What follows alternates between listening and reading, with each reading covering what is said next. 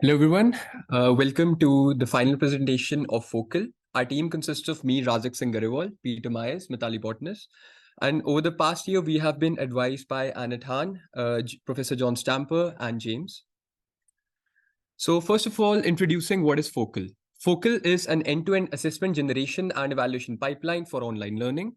And over the past decade, we have seen a dramatic change into the modality of how education is brought to students, as in the change from offline to online mode of teaching has been dramatic, and it has only been accelerated by COVID-19. Moving on to the problem description, creating assessments is time consuming. Professors not only require a lot of time to not just generate a vast amount of questions, but they also need to be freshened up each and every year. And also providing timely feedback is taxing for educators to each and every student, and providing personalized feedback takes up a lot of time. So the proposed solution we have for the problem is an end-to-end evaluation pipeline consisting of the following flowchart, which is you get a course material, we do concept extraction, question generation, answer generation, and then student response evaluation on that. So when we took up this project 1 year ago, there were three scientific hypotheses that we started off with. The first was that we are able to build a machine learning pipeline that allows users to automatically generate technically sound questions and answers based on provided text. Now, in the spring semester itself, we were able to fully move forward with this hypothesis. But during this semester, we have only made this more efficient and effective in terms of performance. The second hypothesis was that focal functionality as a domain-independent tool can be tested by measuring its performance on a variety of datasets and course subject types. And we have fulfilled that by using not just a data science MCDS course, but also inculcating a chemistry course. The third hypothesis was that it is possible to improve upon the evaluation metrics that are currently employed to measure the soundness of these questions in a technical setting. Now, when we took on the project, there were three evaluation metrics that were currently in use by the previous focal team, but none of them were able to effectively calibrate with what a human would decide as to what a good question is or not. So we have worked on that setting, and Peter will elaborate more on the rubric that we have come up with. Coming on to the intended users for Focal, they are broadly divided into three subsections. The first is type A users, which are the educators. And from their perspective, they have to upload their content to the Focal pipeline.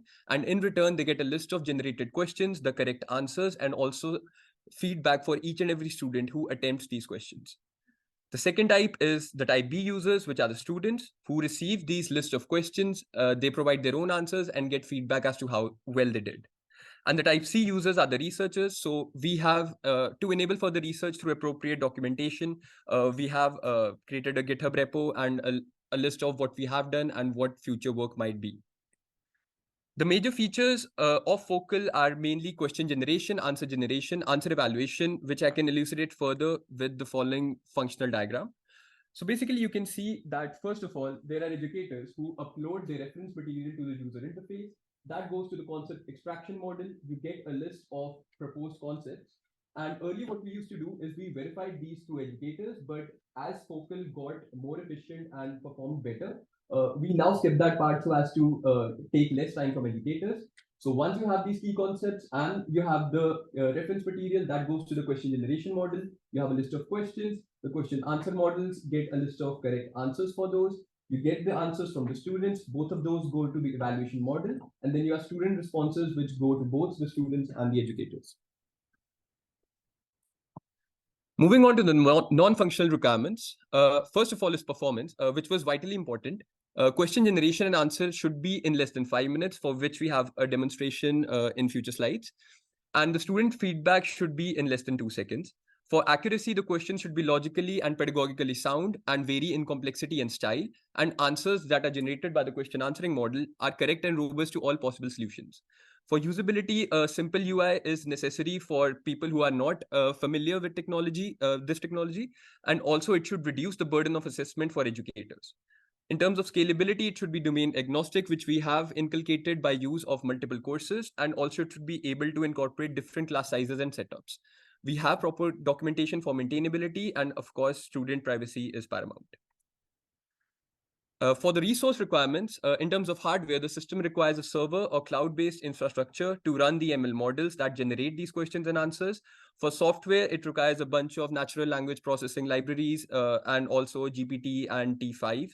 The system must have a user interface. For data, the system also requires a data set of course text, which we get from OLI in terms of XML file formats for the OLI material, and also require a high quality question and answer data set to evaluate the soundness of the question it generates.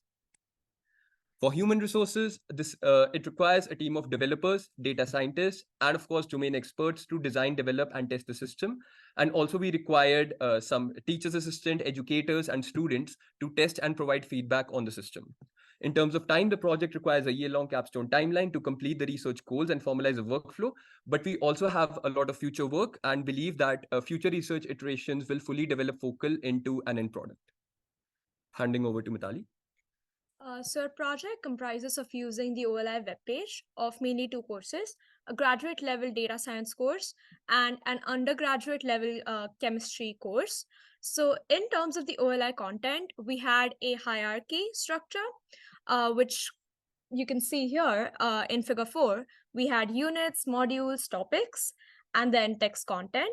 We also experimented by prepenting these levels to our text content, but not major improvements were found in our performance. So this is how our data set looks like. We have units, modules, titles, and we will be extracting the concepts for each of these rows of text and we'll be feeding it to our model. So this is our in-depth implementation overview.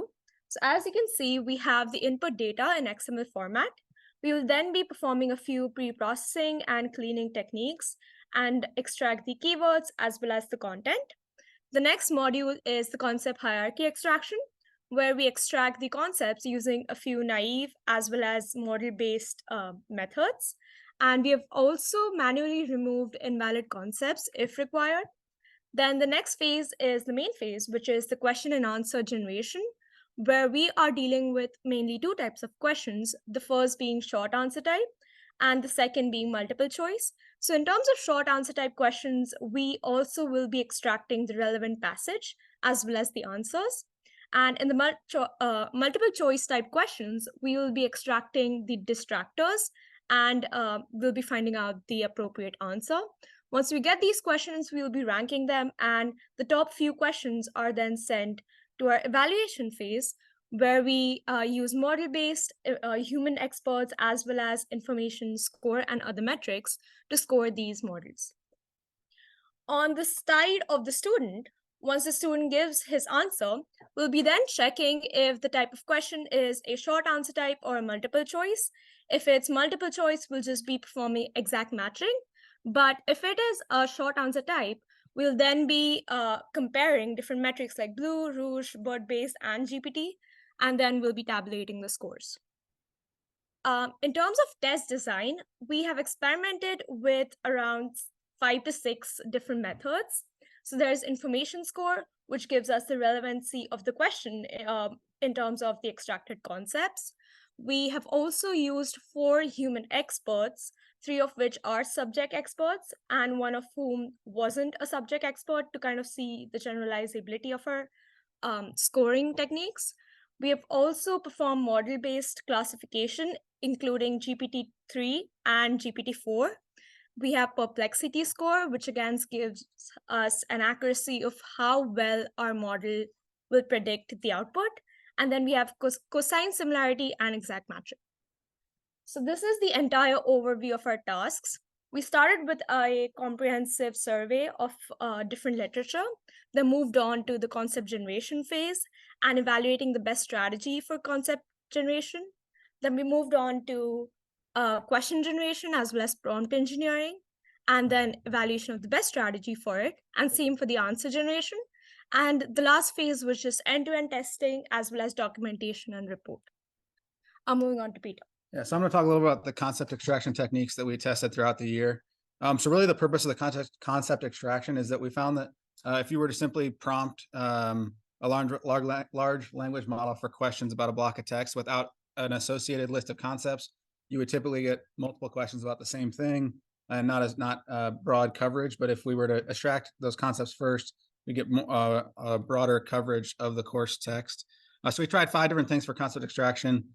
First, kind of order them from like the most naive to the most sophisticated techniques. So we tried TF-IDF and LDA, and then GenSim summarization, their keywords function, which uses the text rank algorithm. I have these grouped on here not because they do the same thing, but really because of why we stopped using them.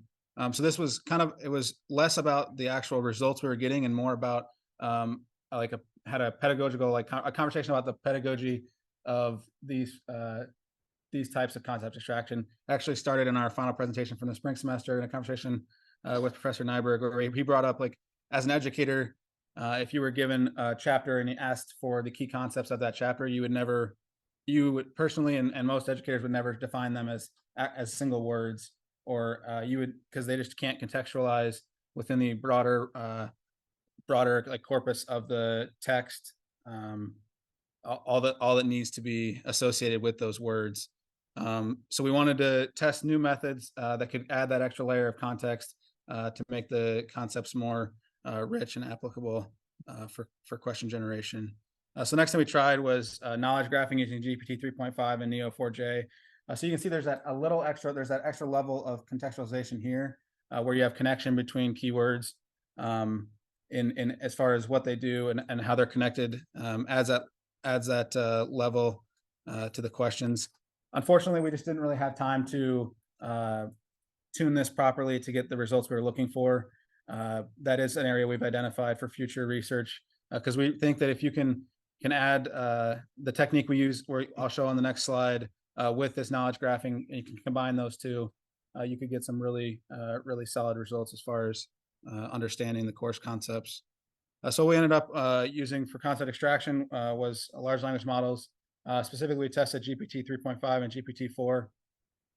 So the way we tested these was we would we created a prompt. So we started with prompt engineering. We created our first prompt, then generated a block of key concepts, and then it was human tagging. At that point, we would human tag questions as either appropriate or not appropriate as a key concept for the block of text. And then we would generate another prompt until we were comfortable with the prompt we have here as having the best results. And then from there, we did a similar process as far as testing the different GPT 3.5 turbo versus GPT-4 and the hyperparameters. You can see on the right-hand side there, those are our three best performing setups. But the reason we ended up going with the figure 12 was, you can see, for whatever reason, with those hyperparameters, we were getting consistently more contextualizing in the results. So instead of saying just quality of data, it had data quality and its impact on decision making. So that was giving us better results as far as generating questions.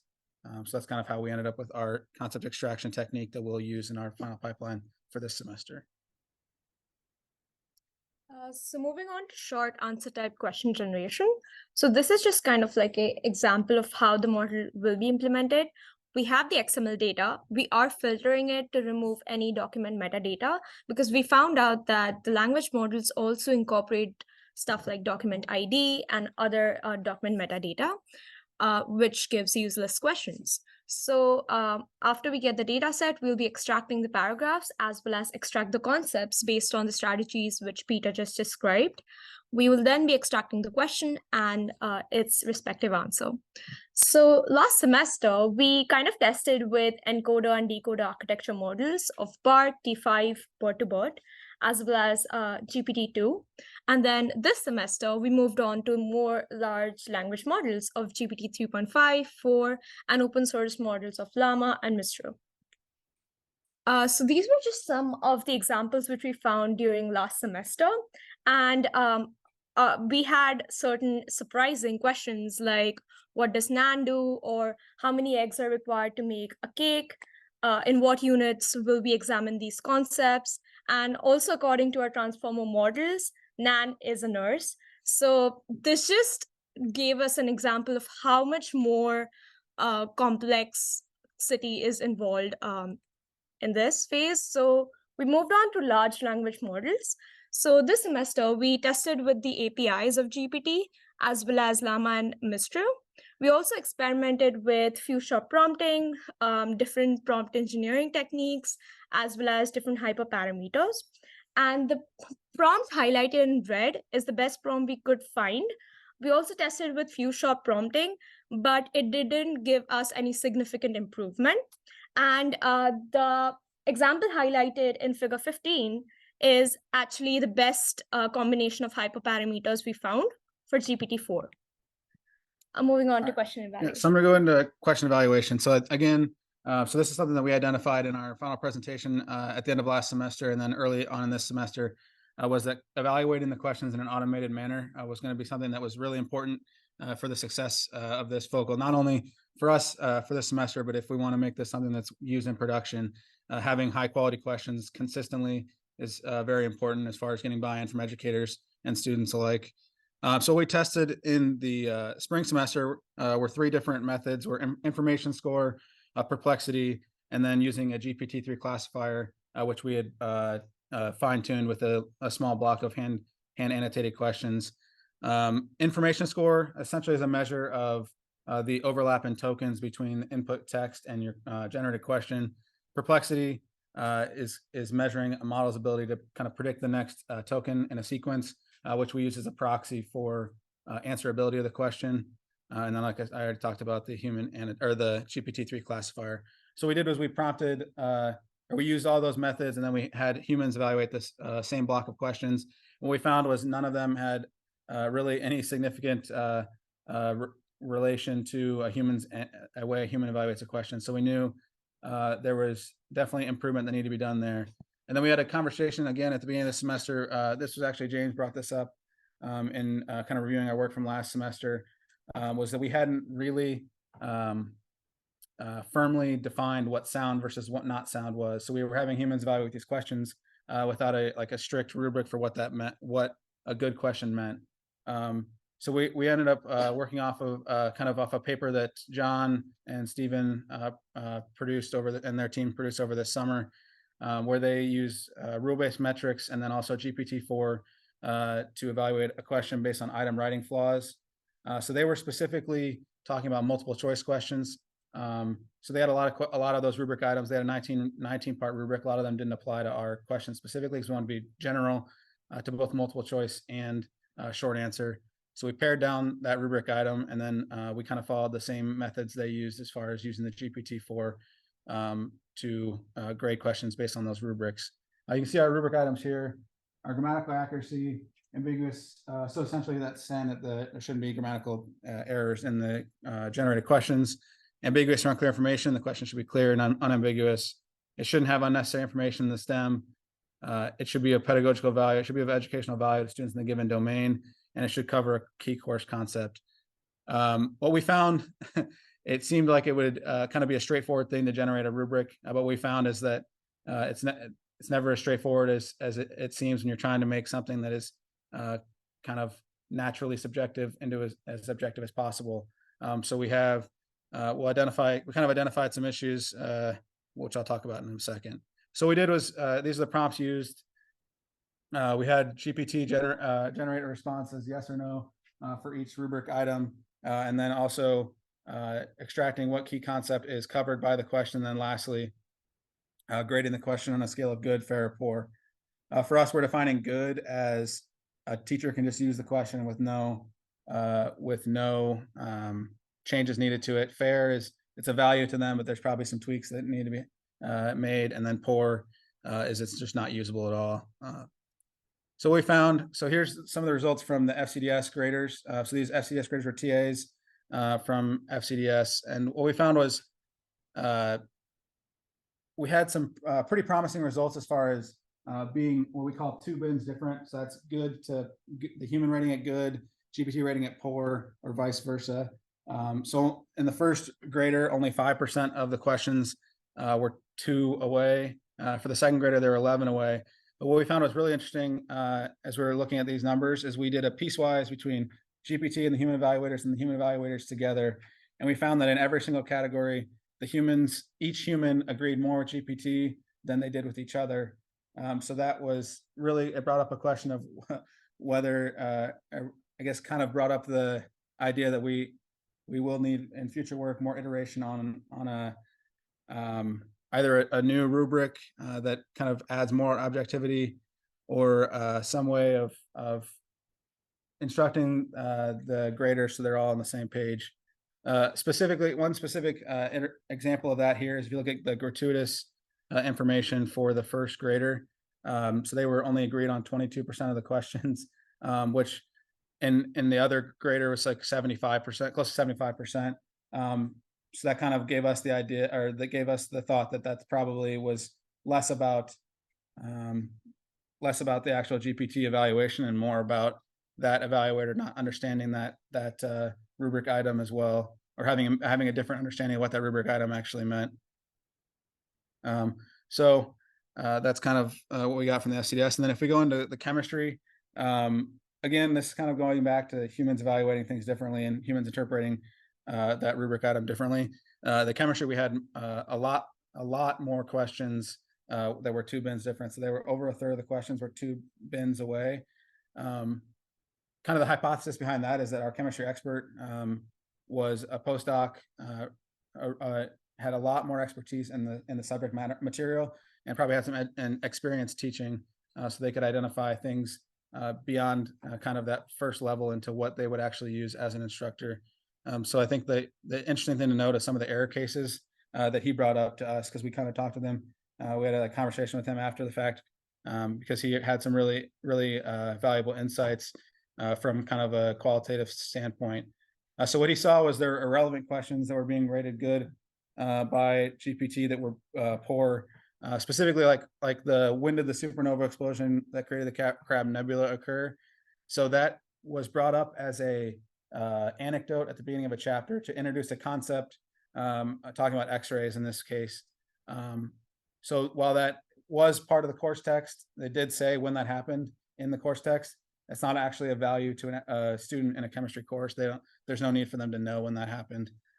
He also brought up things like vague questions, like what is normal air pressure? He's said that kind of is okay, but there's a lot of things that go into what is normal air pressure that beyond just asking what that is. And then some of the questions just weren't challenging enough for an undergraduate course.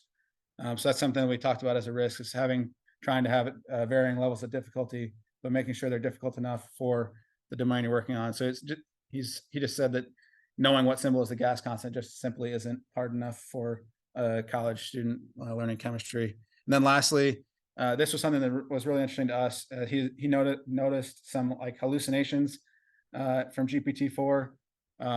So specifically brought up the equilibrium vapor pressure and the valence bond theory were 2 questions that were created. Neither of those were mentioned at all in the OI course text. So we hypothesized that that's probably because GPT just understood that it was supposed to create a question about chemistry. So it just created any question about chemistry. Because he did mention that those are valid questions, and they would be of value to a chemistry student. It just wasn't mentioned in this chemistry course. So that was something interesting as well.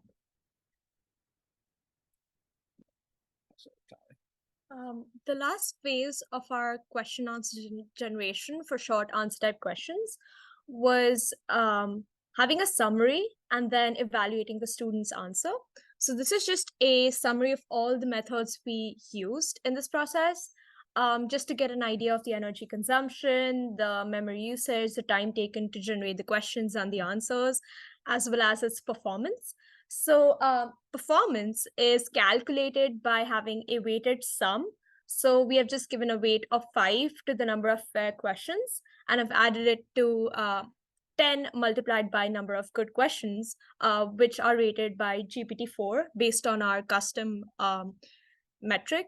And if we have no restrictions, we found out that GPT-4 has performed the best out of all the 8 different methods used. But since GPT-4 is also expensive, if we have that restriction, as well as if we have a memory usage restriction, the Mistral would have been the second best choice, and then followed by GPT 3.5. So moving on to scoring the students' answers. So there were different strategies which we came across, the traditional being exact matching, word error rate, blue and root scores between a given string and the reference string. However, these 4 metrics ignore the semantic similarity between the strings. So we moved on to comparing the word-based similarity, which does incorporate the semantic similarity. And the last option was the LangChain evaluation using GPT 3.5. And we saw that LLM as a judge agrees with human grading more over 80% of the examples. And we can also improve this if we ask the LLM to maybe give a reasoning for its grading. So this is just an example, which you can see a reference answer and a candidate answer. And if you just read through these two examples, you can find that they are quite similar to each other. And the bird-based and the LangChain scores were also quite close and they performed the best. However, we saw that bird-based similarity performs lower when the sentence structure or the word choices are quite different. So this just leaves us with GPT 3.5, GPT 3.5 as the best metric. So we also came up with a customized scoring rubric, which rates the student's answer from completely unrelated to completely accurate. Moving on to multiple choice questions. Yeah, so we had nailed down how to generate questions and answers for short type questions. But when it comes to multiple choice questions, not only is it tricky to generate answers which are in the right threshold between the difference between the correct answer and the distractors, not them being too close and not them being too far apart. So the performance was determined by human tagging, and the four methods that we initially explored for generating these distractors are as follows. The first was generating modified answers. So what you do is you get the correct answer, you find lexically similar text in the content to this correct answer, and you substitute them for distractors. And the performance was poor because guessing the correct answer was too trivial in this case. The second is generating modified questions, in which you find out the keyword in the question, you substitute that with similar keywords, and then you find correct answers for those questions and put them as distractors. It was better than before, but still nowhere near the level for putting into a final quiz. The third was querying a question answering model for ranked answers, in which what you do is you ask the question answering model to give probabilities for each of the option it feels is the right answer, and substituting the first one as the correct one and the next three as the distractors. And finally, we use sense-to-vec models, which is the state of the art for generating distractors when it comes to neural network models. It works well, but it has issues of its own, which I can discuss in the next slide. So although sense2vec does very well when it comes to domain agnostic terms and popular things like a popular figure or popular historical figure or general knowledge in general, but when it comes to domain specific questions, it does not do that well of a job, and it is very easy to for a domain expert to distinguish the correct answer from the distractors, as can be seen in the example on the right. So it's basically a question asking for the definition of feature engineering, and the extra options are very easy for any domain expert to distinguish from. So next, basically the insufficiencies of the models that we initially thought might work was that there is limited domain-specific knowledge, inadequate representation of technical jargon, static embeddings, which basically means that it is very difficult to retrain a neural network model each and every year, and especially in courses like FCDS with the AI revolution, there is bound to be certain changes in the course content, and there is a basic lack of conceptual understanding when it comes to generating distractors. So the solution for most of these problems was incorporating LLMs into distractor generation, in which we create a prompt, we query the API, and we handle the response to get the distractors. And in terms of human tagging, this performed way better than any of the previous techniques I have discussed so far. So I want to preface that before coming on to some of the issues. Basically, we came up with two issues that we had seen in the LLM distractor generation technique, which I can demonstrate. So like the first question, you can see it's basically what is the primary use of PCA, and it is a question that you could see in a final quiz. The issue type number one is basically, so in the question, you can see what is the primary function or use of convolutional neural networks. Now I think we had a conversation with Professor Nyberg in one of our stand-ups as well, where we said that functionality and usage for convolutional networks can mean entirely two different things. And the stem of this problem is that the text from which this question was extracted from confuses both of these terms in the text itself. So one of the probable solutions for this would be to have discrete boxes of like functionality and usage, and not taking the entire text as in face value, but first dividing it into these discrete boxes and then generating questions within each of those boxes. So this is something that future iterations might work on. And the second issue that we were seeing is that even though we have enforced that there should be a minimum and a maximum distance between the correct answer and the distractors, you can see that in the third example, the correct answer and the third distractors are very similar, and this would lead to confusion. So although LLMs count as a way better technique than any other we have seen so far, there are still issues to be resolved. For deployment of the focal model, most of this I have discussed so far. So in the interest of time, I'll move on to the pipeline demonstration, which Peter can demonstrate. Yeah, so I'm just going to show, this is kind of the pipeline that we have for the end of this semester, and we're passing off to the next iteration of Focal. So what you can do is you can either input an XML file or a file path, a directory that has a list of XML files. What it'll do then is it will create, it'll extract those concepts. It will generate questions based off of each concept. It will evaluate each question. You can ask for a full rubric or simply the good, fair, or poor by GPT, just because it takes significantly longer if you do the full rubric. It takes about 4 minutes to do a file when you're not using the full rubric, and about 15 when you do the full rubric. After it generates the evaluations for each question, it then generates an answer for each question, and then writes all of them to an CSV file. And then it also orders all the questions based on the evaluation by GPT. So that way educators can look and just see, they want to see only the good questions first, fair, and then it also eliminates any poor questions. So this is like for one page from Canvas. Yeah, so this would be for one page, and then you could also just give it a directory with an entire. You could give it a directory with the entire course textbook, and it would do it for every file in there. But yeah, that's how the pipeline works. So moving on for the future work, which might be possible. The first is iteration on the question evaluation rubric. And Peter alluded to this when he was talking about that balance between objectivity and subjectivity when it comes to the rubric. The second is further exploration of knowledge graphs for concept extraction, further exploration of knowledge graphs for multiple choice distractor generation, and also coming up with different similarity techniques when you decide the distance between a distractor and the correct answer. And fourthly, we require much more human evaluation. So that is something we will create an entire document about and pass it on to the future team about the detailings of each of these. But we're open to talk about that. Further moving on to the risks and challenges, the first risk is diverse course content. So right now, Focal, we have designed it so that it takes in the hierarchical structure of MCDS or chemistry. So if a new course comes in with an entirely different structure, there might be some issues, but we have mitigated that risk by making the pipeline generalized for different structures. The second is improper questions. So there might be illogical questions, irrelevant questions of lesser importance. And there also might be unfair or inaccurate evaluation of student responses, which is even more riskier. And to mitigate that, we have employed multiple pipeline and model quality evaluation tests. And the third is question variability. So this is something that we were facing in the first semester quite a lot, that most of the questions were what questions rather than why or how. And the level of difficulty for most of the questions was more trivial than complex. And to mitigate that, we have used prompt engineering to have an equal distribution of the types of questions we are generating. These are the tools we used, the terminologies, the references. There were no major changes to previous deliverables. And reflecting on the project, we would like to thank all of our advisors, Professor Stamper, Annette, James. And it was a learning experience for all of us. Thank you, and we're open to any questions you might have.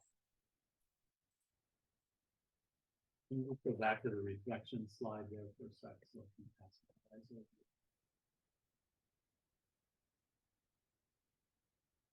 So So it basically says how we not just learned about data science and question generation, but also how to plan. So when we made the plan document and we had to go back to the whiteboard a lot of times, and especially with the AI revolution happening, there were a lot of new technologies that happened while we were working on the project. So it was always a very dynamic workflow for us.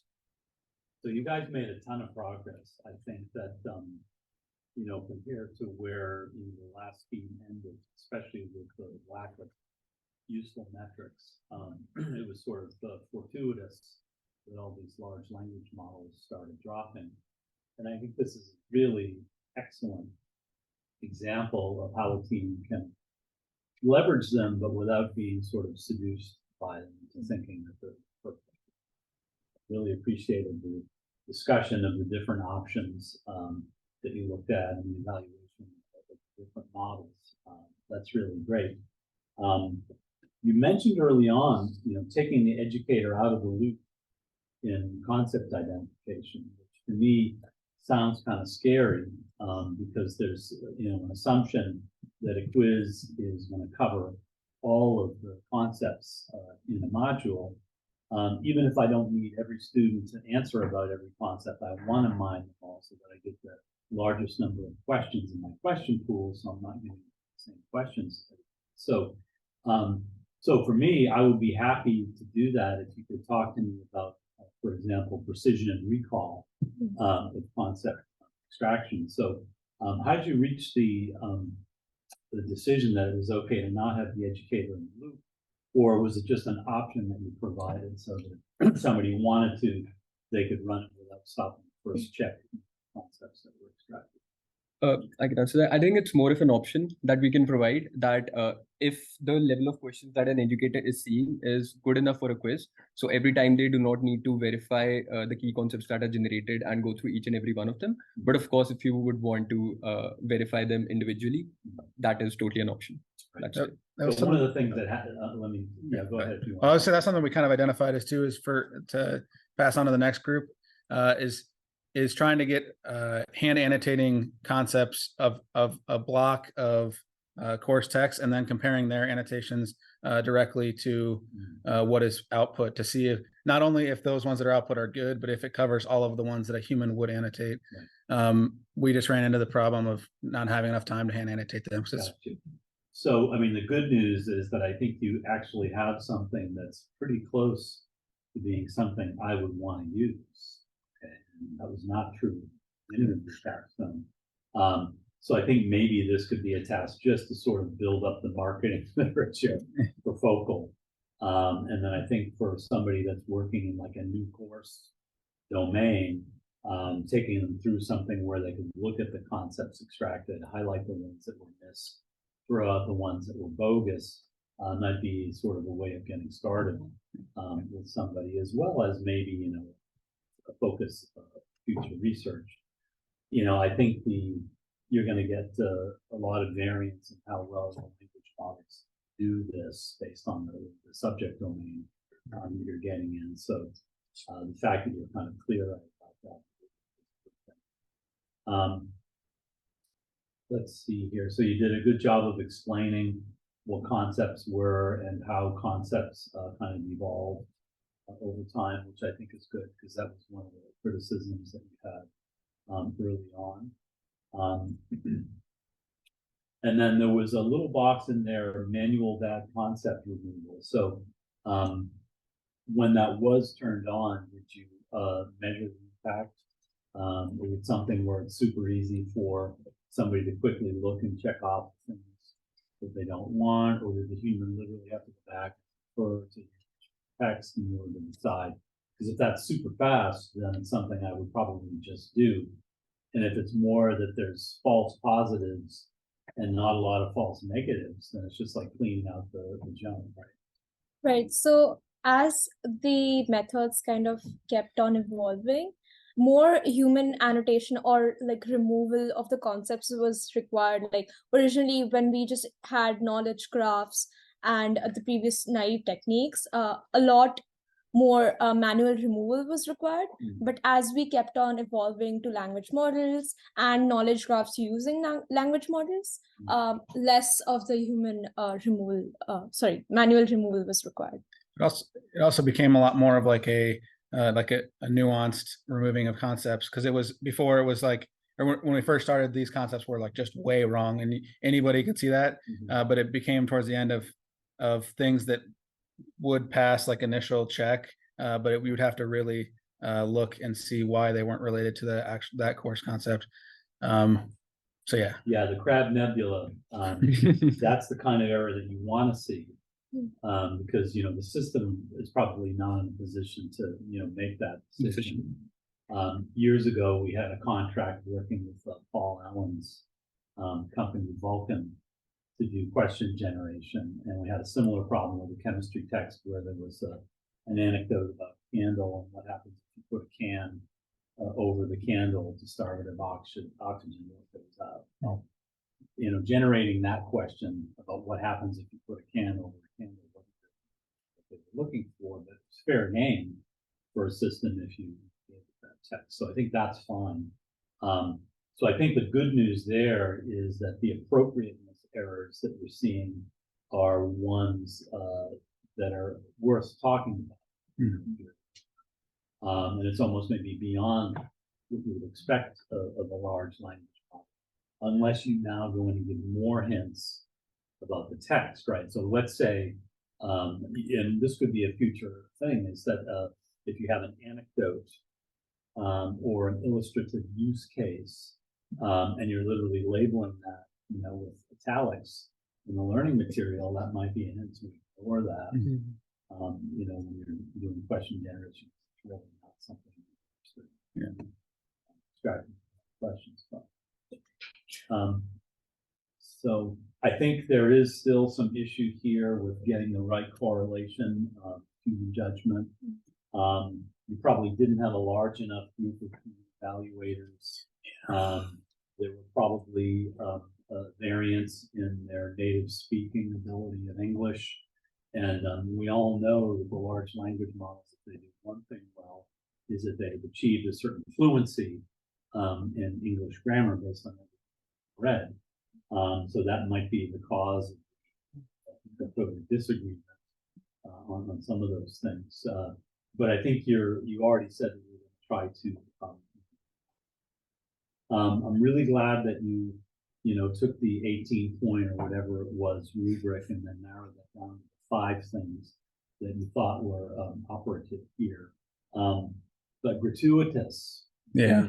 If I'm not a native speaker of English, I might not be quite sure how to interpret gratuitous. So I think even further simplification of the rubric might be useful, not only because the prompts to the language model will become simpler, but it will also become simpler for the humans, you know, that are working with this.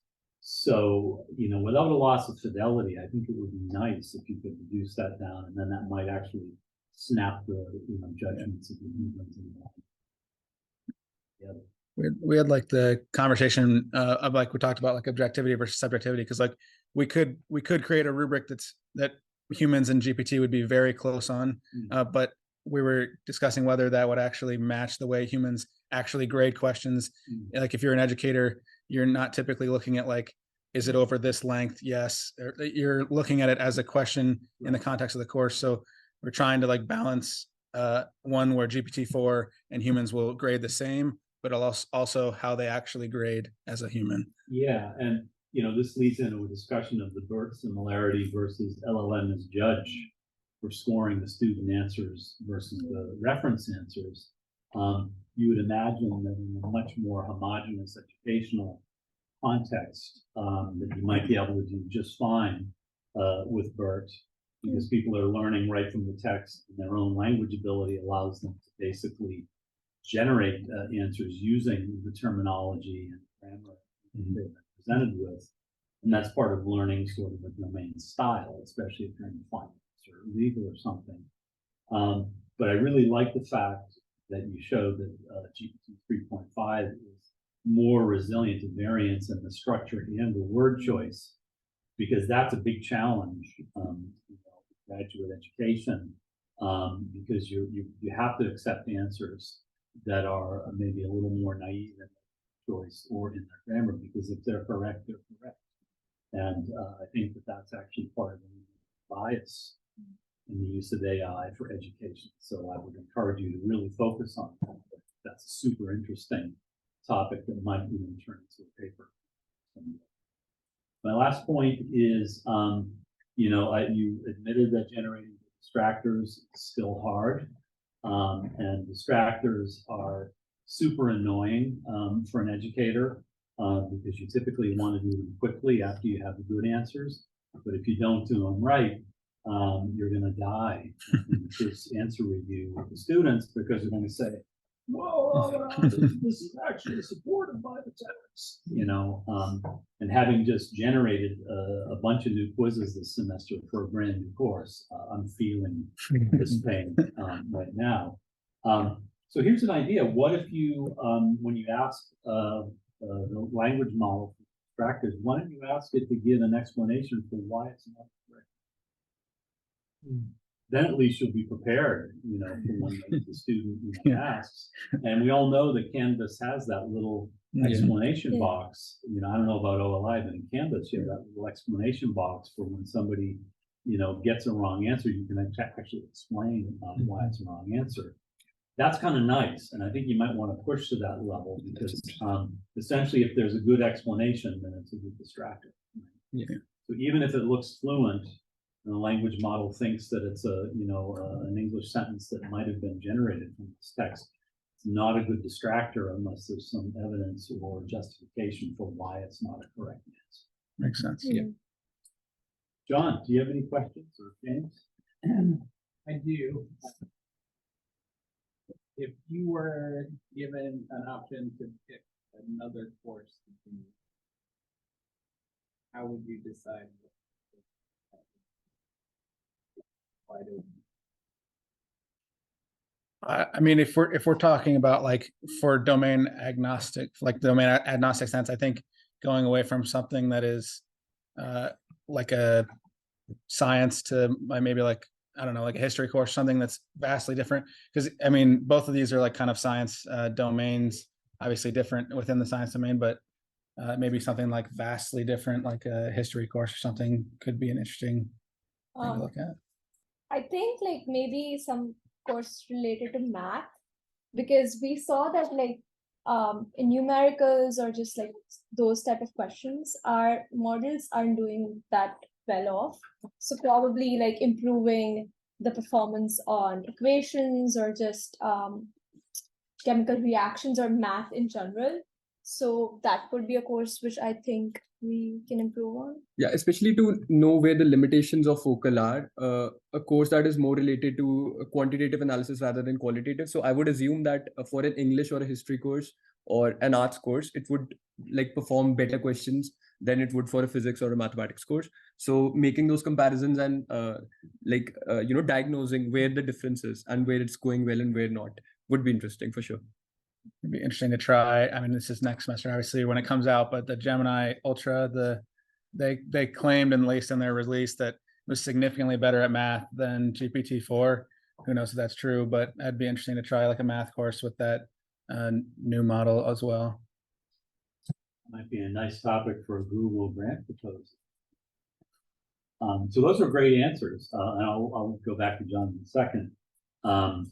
Because they're both things that we need in education, but they're also known weaknesses. Maybe Gemini is good, but up until now, that's a weakness. And we have people even here doing PhD, so on financial QA, so on, and getting better reasoning. The history one is a little more subtle. If you think about taking a history exam, you're going to have to distill down answers to questions like, what are the proximate causes for the Sudanese civil war, which is a long-running conflict that has had several flare-ups, and for which there are several historic things that sort of exacerbate it. You're going to have to find them all, you're going to have to put them in the right order, and you're going to have to kind of stitch them together in a way that provides a narrative. And those are also things that I think sort of stretch, the ability of large language models. So that's a great answer. And there's probably other courses that would be interesting to look at. Anything else?